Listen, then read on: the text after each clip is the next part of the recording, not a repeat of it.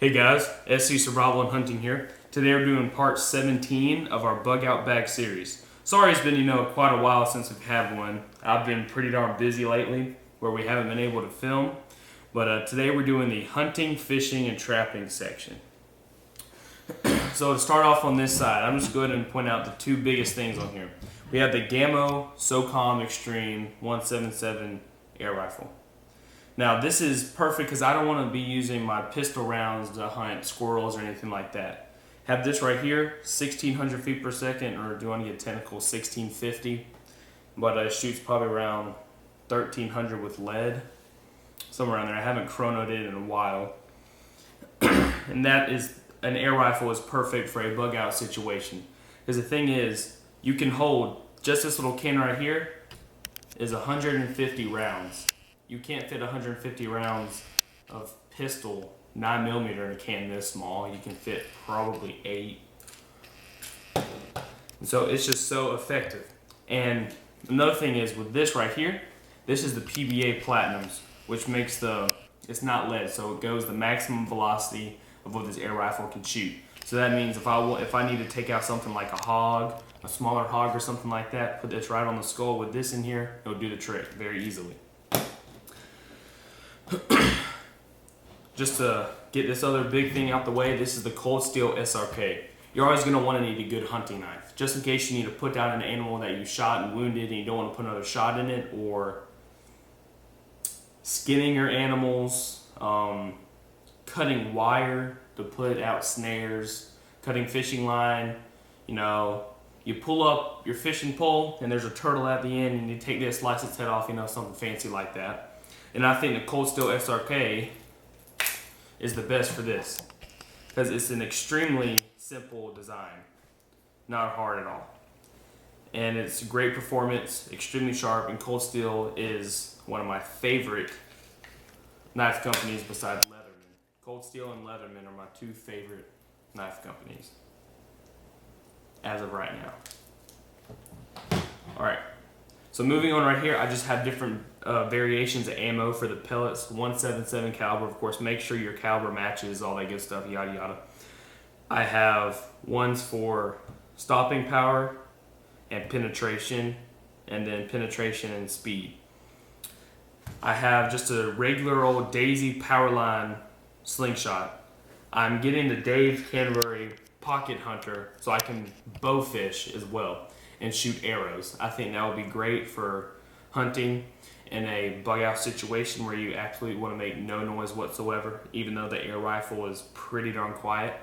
But people are like, man, that's a Walmart slingshot. You can't kill anything with that. Yes, you can. I've killed several squirrels with it. It's just I prefer an air rifle over either. So I just have 250 rounds of 1/4 inch ammo with it. That's perfect. It fits in my little DIY kit that I have from a bug out bag perfectly. So that's for the ammo, just the standard slingshot. I like these types of slingshots where it goes on your arm like that, so you're able to pull more on it. Some people have gotten the pocket shot. I like it.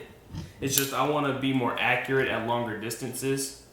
But I think the pocket shot's a great idea if you want to have space, be more concealed, I guess you could say. Now we're going to move on to the fishing part. So just to start off, we have a fishing yo-yo. Pretty simple. Here's what you do. You hold it up and latch it on anything. You put your hooks and attachments right there and you pull it out. Any part, let's just say I'm just going to lock it on this length right here. So what you do, you can hang it like right there on anything, and it's in the water. A fish is going to pull it and it reels it up for you. So the best part about this is while you're getting your camp together, you can put up 2 or 3 of these over a small stream in front of your camp or wherever you're at the moment and go worry about something else, and if you come back, hopefully there's a fish on there.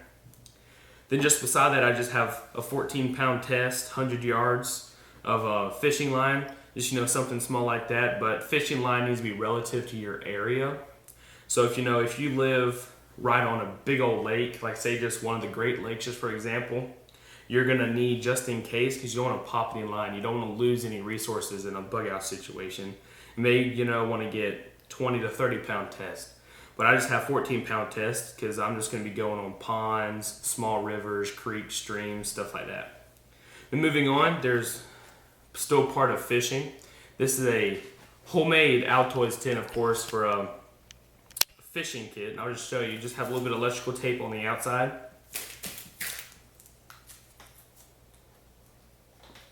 And what's on the inside, I'll just go over it briefly. There's eye hooks in here so you can make your own fishing pole. Take a stick, screw it on the end so you can fashion the line up there. There's many different accessories for it. There's some lures and bobbers and line. This is a rope that you put on whenever you catch a fish. You stick it in the ground and put it through the gills so it stays fresh and live in the water. And then in a little other Altoids tin in here, there's small accessories for many different things in here. Very simple. That's just a small one that I have made that I carry in my bug out bag. But you can always buy your own fishing kit, which is why I have this other one here to show you what you can get. This one was off of Amazon, $10 or $20, I can't remember how much. And I'm going to show you what's on the inside of what you can get for that much. Now this is the basic version. There's advanced versions as well that you can get. So before I open it, I will just read. The Adventure Basic Survival Fishing Kit offers the It has, of course, metal container fishing lures, salmon eggs, a fly, bait holders, leader, weights, floats, 12-pound test fishing line for 50 feet. Oh, and I forgot to mention there are weights and different things like that in mine. So you open it. You have homemade, basically, fishing rod. Oops. Where you throw that out there and you can reel it in whenever you catch something. Then you just have the other accessories that I mentioned. It's a basic one, has some bobbers, some weights, some fake bait, so to speak, and then I think these are the salmon eggs. That is weird. The salmon eggs in a fishing kit. Now, I'm not familiar with fishing with salmon eggs, so that is definitely a skill that I need to learn. Because I don't know, because it would pop if you put it on a hook. I'm not sure if you put it in the water where you're fishing to attract fish up to the surface or what. But we will find out. So I'm going to stick that fishing stuff right here. Now, moving on to snares and trapping. Now, trapping, you're obviously not going to have a foot trap like you do for trapping for furs and meat and stuff like that in a bug out bag. That's not a bug out bag. And keep in mind, know what is legal and what is not legal in your state. There are several states that outlaw the use of snare traps like these for collecting furs and stuff like that, because the state considers it a lethal and inhumane way to kill the animal. Because you stick these up right here, and the animal is going to go in, it's going to get around the neck, and the more they struggle, the tighter it gets, to where it basically just chokes them. And there's no way to get out of it. This is aircraft cable right here, so an animal is not going to bite through it. But the states that do offer this is a great way to, in a survival situation, to get food. Hook it up, because I don't think in a survival situation you're going to be using this to collect furs. But may I suggest, I only use these for a survival doomsday crap hits the fan situation. I never use these, around the house or anything like that, because one, there's like dogs, other animals. You only want to use it if you want to kill an animal out in the woods. And same with this. This is like 300 yards or something like that, 150 yards of snare wire. Vietnam era. This is a spool of it. Vietnam era, about $5 off of Amazon. Now what you can do, since this isn't made like this, you can fashion different types of snares to use in the woods. And that's perfect because of the size. You can put that in your pocket and go out and do many things, or stick in a small kit. But now just some more philosophy on the trapping. Don't do this right here. Just take one trap and put it in your bug out bag. The probability of you catching something every night while you're out there is very slim. I have 1 dozen right here. No 1 dozen is not in my bug out bag at one time. I'll probably have 3 to 6 in my bug out bag. So roughly you're looking at 1 out of 6 traps, you're looking at 1 to 2 animals getting caught there on a bad day, you know. Sometimes you could get 3, which would be perfect. And see, you know, just pick up 1. You can do this and then roll it up. See, roll up 3 of them. That's only going to be that big. That's very small. You can stick that in your bug out bag with ease.